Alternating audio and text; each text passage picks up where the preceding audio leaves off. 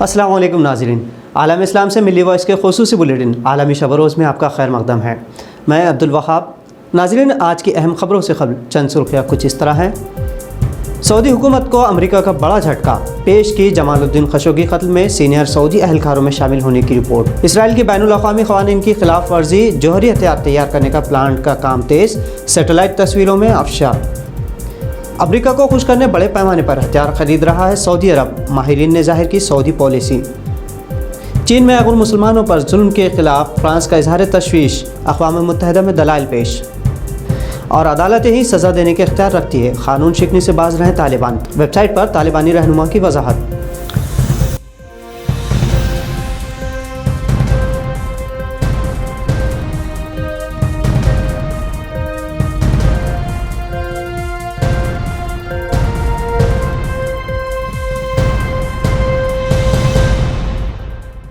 ناظرین، سال 2018 سے عالمی سطح پر چرچا میں سعودی عرب صحافی جمال خشوگی قتل معاملے پر آخر امریکہ نے اپنی رپورٹ شائع کر دی ہے۔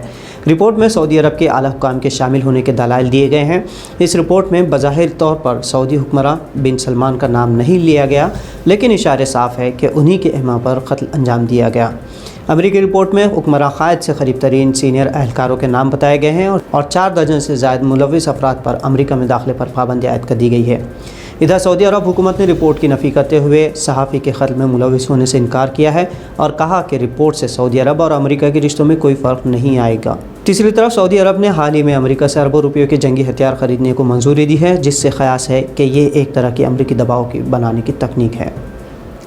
اسرائیل بین الاقوامی قوانین کی خلاف ورزی کرتے ہوئے جوہری ہتھیار تیار کر رہا ہے اور اس کے لیے اسرائیل نے اپنے پلانٹ کی تیاری بھی شروع کر دی ہے۔ اس سمت میں معروف خبر رساں ایجنسی دی ایسوسیٹڈ پریس نے اسرائیلی علاقے ڈیمونا کی سیٹلائٹ تصویریں جاری کی ہیں، جس سے ظاہر ہے کہ اسرائیل جوہری ہتھیار تیار کرنے کے لیے بڑا پلانٹ تیار کر رہا ہے۔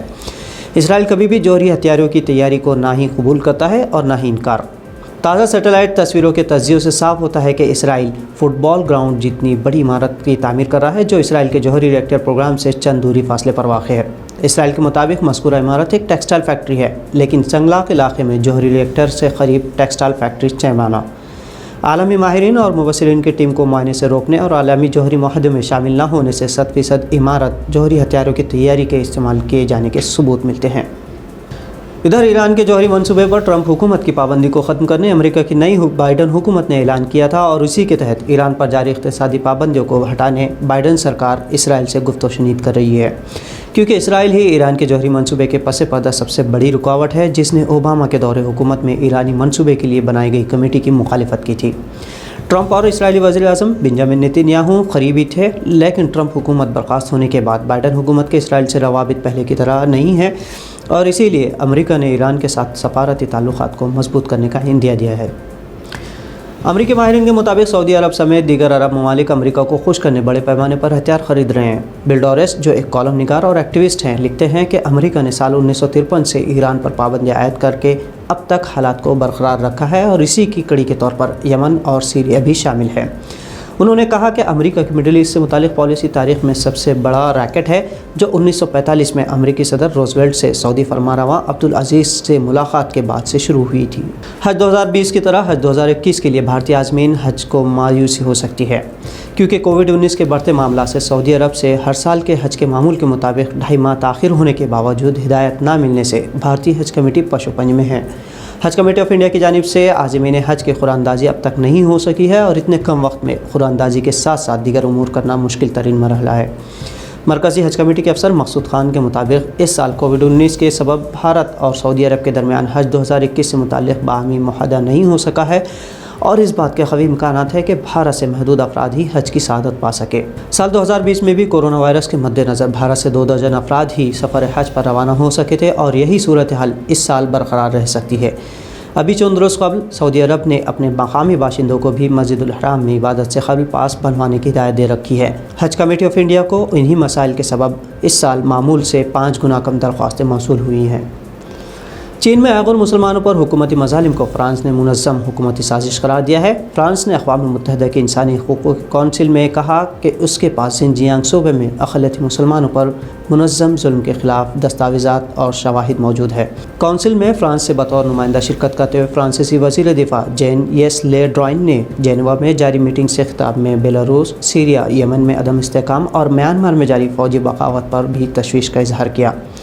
ادھر چین غیر مسلمانوں کے تعلق سے اپنے اوپر لگے الزامات کی تردید کرتا آیا ہے، جبکہ مسلم ممالک کے علاوہ امریکہ، برطانیہ، روس اور اب فرانس نے بھی چین میں حقوق انسانی کے ضیاع پر افسوس کا اظہار کیا ہے۔ برطانیہ میں اسلاموفوبیا پھیلانے کے ضمن میں ایک لاء پروفیسر کو عالمی تنقیدوں کا سامنا ہے۔ معاملہ برسٹول یونیورسٹی کے لاء اسکول سے جڑا ہے، جہاں پروفیسر اسٹیون گریر نے اسلاموفوبک مواد کی اشاعت کی ہے۔